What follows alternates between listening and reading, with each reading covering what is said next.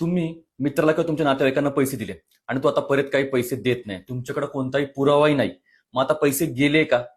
तर थांबा, अजूनही तुमच्याकडे कायदेशीर मार्ग आहे. सर्वात आधी एक गोष्ट लक्षात ठेवा, हा क्रिमिनल नाही तर थेट सिव्हिल मॅटर आहे. थेट त्याला जेलमध्ये टाकता येणार का? तर नाही. पण पैसे परत मिळवता येतील. आता ते त्यासाठी काय करायचं? ते सगळ्यात आधी त्याला व्हॉट्सअपवरती एक मेसेज करा आणि त्यामध्ये स्पष्ट लिहा, मी तुला इतके इतके पैसे दिले आहेत, तू मला परत कधी देणार? तो लगेच रिप्लाय देईल असं नाही, पण कधी का होईना, थोडा उशिरा का होईना, तो काहीतरी रिप्लाय देईल.